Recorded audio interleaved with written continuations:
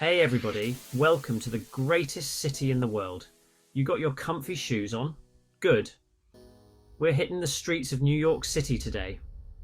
I'm your host, Joel Tanucci, and I'm here from Tanucci's Travels Limited to take you on a whirlwind tour of the top 10 things you got to do when you're in the city that never sleeps. We're talking iconic landmarks, hidden gems, maybe even a Broadway show or two.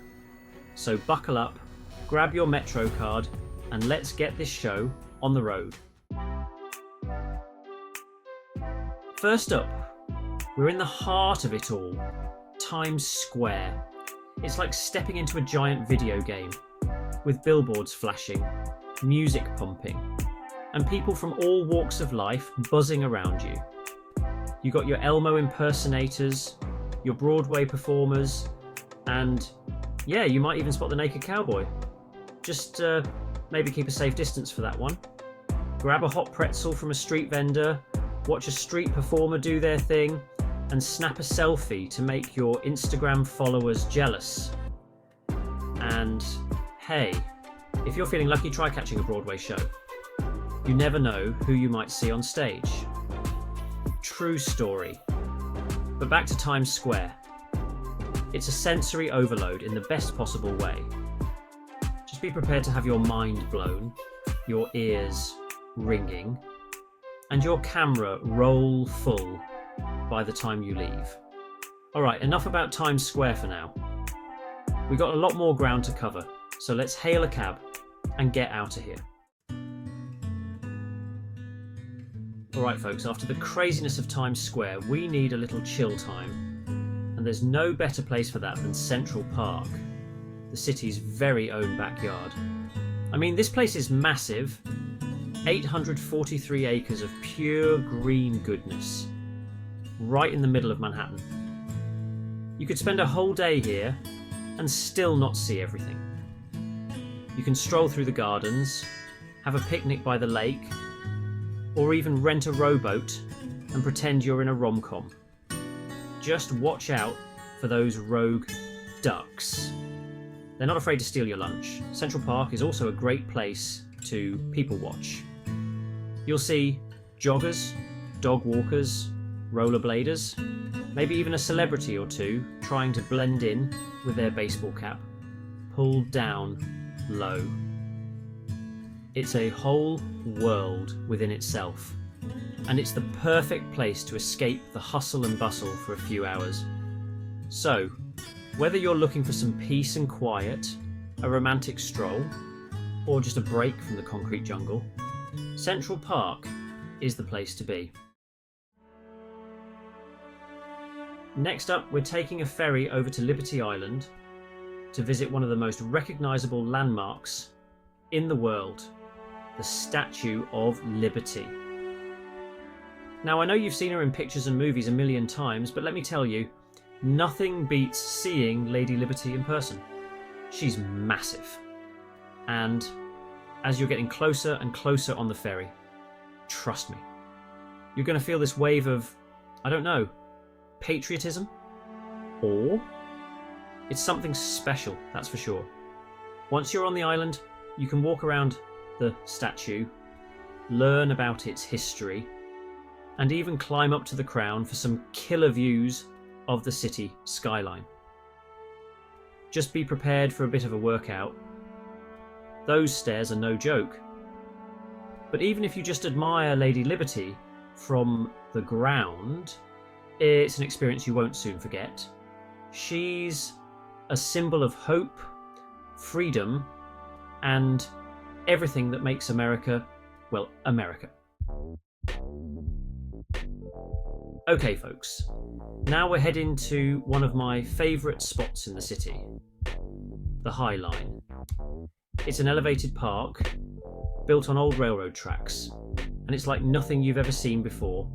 Trust me, this ain't your average park.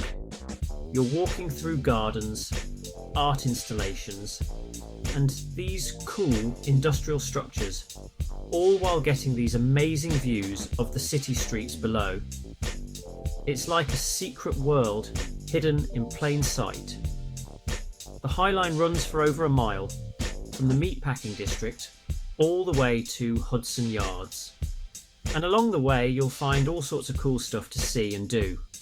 There are food vendors, places to sit and relax, and even these little lookout points where you can just watch the world go by. So, if you're looking for a unique and unforgettable way to experience New York City, the High Line is a must-do. Just be sure to wear comfy shoes, because you're going to want to walk the whole thing. Alright folks, get ready for this. We're going to the top of the Empire State Building. That's right, we're talking 102 stories high, baby. Get ready for some seriously epic views. I'm talking panoramic, 360-degree views of the entire city. You can see all the way to Central Park, the Statue of Liberty, even New Jersey. Don't tell anyone I said that. Now, I know what you're thinking. Jimmy, are you sure you can handle heights? And to that I say, look, I'm not gonna lie, I get a little squeamish on escalators. But for the Empire State Building, I'll brave it, because the view, worth it.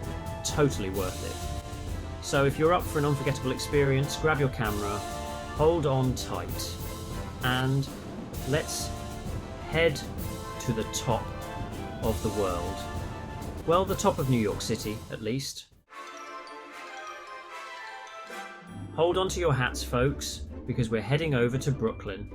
And we're not just talking about any old bridge. We're talking about the Brooklyn Bridge.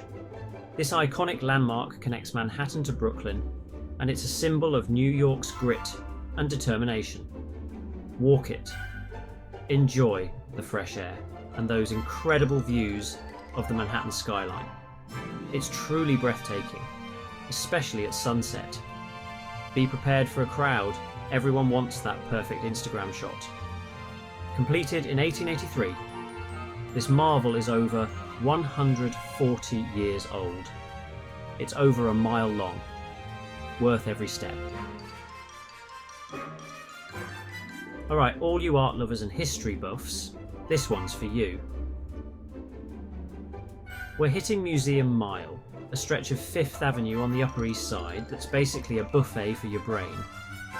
We're talking world-renowned museums like the Metropolitan Museum of Art. That's the MET for you cool kids. The Guggenheim, the Frick Collection, and a whole bunch more. You could spend weeks exploring all the treasures these museums have to offer, from ancient Egyptian artifacts to modern masterpieces. Just be prepared to do a lot of walking, and maybe pack a snack, because museum hopping can work up an appetite. Now, I'm not going to lie, I'm not exactly a museum person myself, but even I got to admit, there's something magical about wandering through these hallowed halls, surrounded by so much history and culture. Plus, the Met has that rooftop garden with the amazing views of Central Park. So, whether you're an art aficionado or just looking for a dose of culture, Museum Mile is a must-see. Just don't ask me to explain any of the abstract art, because I'll probably just make up some nonsense about feelings and colours. Get ready to chill out, folks, because we're heading to Greenwich Village, one of the coolest and most historic neighbourhoods in the city. This is where artists, writers and musicians have flocked for decades, and it still has that Bohemian vibe that's hard to find anywhere else. We're talking cosy cafes, live music venues, and tree-lined streets. It's the perfect place to wander aimlessly and soak up the atmosphere. Pretend you're a character in a Bob Dylan song. Greenwich Village has history in spades. This is where the Beat generation hung out, and where Jimi Hendrix played some of his earliest gigs. You can practically feel the creative energy in the air. So, If you're looking for a break from the hustle and bustle of Times Square, Greenwich Village is the perfect escape. Alright folks, it's showtime. No trip to New York City is complete without experiencing Broadway, dazzling costumes, show-stopping numbers, and talent galore. It's an unforgettable experience. Classic musicals, cutting-edge plays, there's a show for everyone. Right in the heart of Times Square, soak up the glitz and glamour. Tickets can be pricey, but it's a once-in-a-lifetime experience. There are always discount tickets if you know where to look. Grab your playbill, silence your cell phone, and enjoy the magic of Broadway. Okay folks, get your stretchy pants ready because we're about to embark on a culinary adventure through the streets of New York City.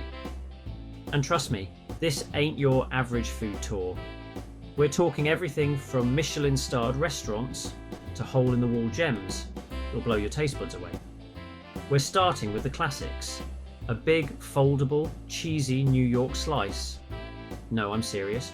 Fold that thing in half. It's the only way to eat it. Then, we're hitting up a street vendor for a hot dog with all the fixings. Mustard, relish, sauerkraut. Don't be shy. Next up, we're venturing into the world of bagels. And not just any bagels, we're talking fresh-baked, chewy bagels with a smear of cream cheese and maybe some lox, if you're feeling fancy. But we're not stopping there, folks. We're exploring the diverse culinary scene of New York City, from Little Italy to Chinatown, to Koreatown, and beyond.